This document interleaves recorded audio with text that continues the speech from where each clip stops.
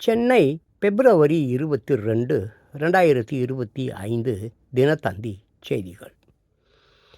இருவருக்கும் இடையே காதல் இல்லை, 7 முறை கருக்கலைப்பு. சீமான் மீதான வழக்கை ரத்து செய்ய முடியாது என ஐகோர்ட் உத்தரவு. தீர்ப்பின் முழு விவரம்.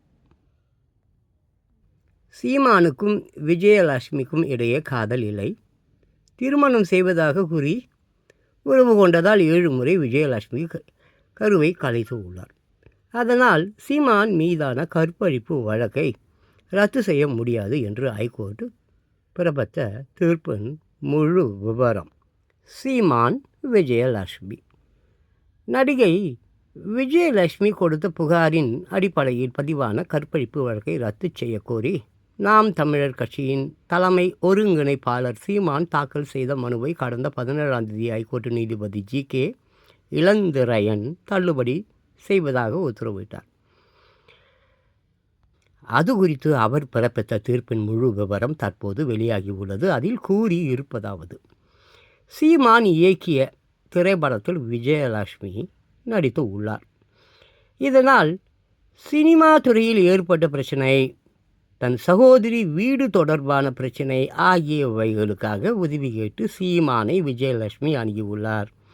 அப்போது அவரை திருமணம் செய்து கொள்வதாக உத்தரவாதம் அளித்து விஜயலட்சுமியுடன் சீமான் உறவு கொண்டுள்ளார்.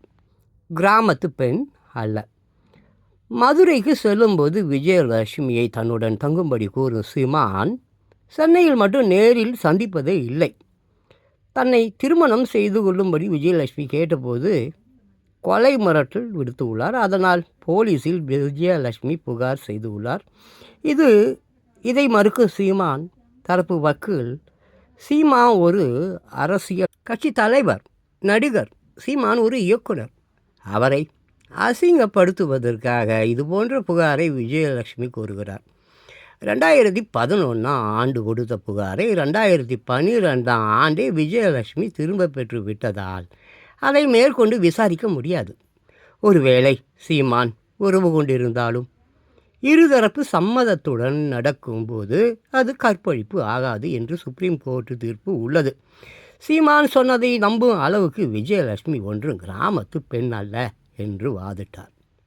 காதல் இல்லை, ஆனால் அனைவரது முன்னால் தன்னை திருமணம் செய்து கொள்வதாக சீமான் கூறியதால் தான் கொடுத்த புகாரை திரும்ப பெற்றுக்கொண்டதாக திருவள்ளூர் மகளிர் கோர்ட்டில் விஜயலட்சுமி வாக்குமூலம் அளித்துள்ளார். அதே நேரம் புகாரை திரும்ப பெறுவதாக வக்கீலிடம் விஜயலட்சுமி கொடுத்த கடிதம் வலசரவாக்கம் போலீஸ் இன்ஸ்பெக்டர் கைக்கு செல்லவில்லை. அதனால் அவர் இந்த வழக்கை முடித்து வைக்கவில்லை. 15 சாட்சிகளிடம் விசாரித்து வாக்குமூலமும் பெற்றுள்ளார் என்று போலீஸ் தரப்பில் ஆஜரான அரசு வக்கீல் முகுலன் தன் வாதத்தில் கூறியுள்ளார். இருதரப்பு வாதங்களையும் கேட்கும்போது சீமானுக்கும் விஜயலட்சுமிக்கும் இடையே காதல் எதுவும் கிடையாது.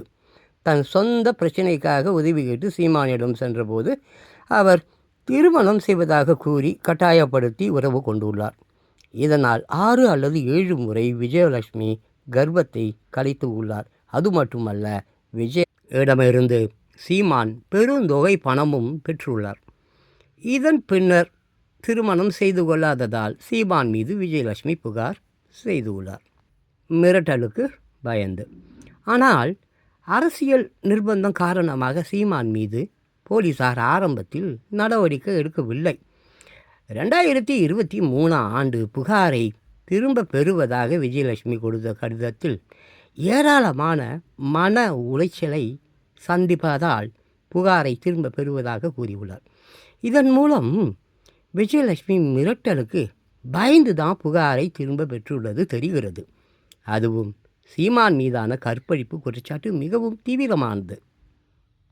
இதில் சமரசம் செய்து கொள்ள முடியாத குற்றச்சாட்டு. அதனால் விஜயலட்சுமி புகாரை வாபஸ் பெறுவதாக கூறினாலும் அதை அனுமதிக்கவும் முடியாது, திரும்ப பெறவும் முடியாது.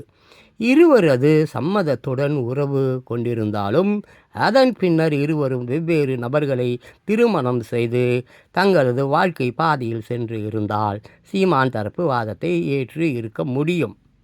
12 வாரத்துக்குள் குற்றப்பத்திரிகை.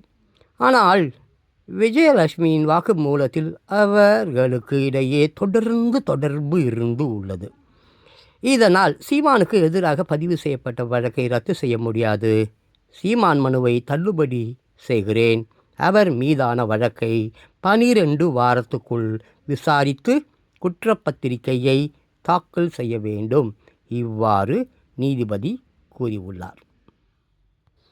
இருவருக்கும் இடையே காதல் இல்லை. 7 முறை கருக்கலைப்பு. சீமான் மீதான வழக்கை ரத்து செய்ய முடியாது என ஐகோர்ட் உத்தரவு. தீர்ப்பின் முழு விவரம்.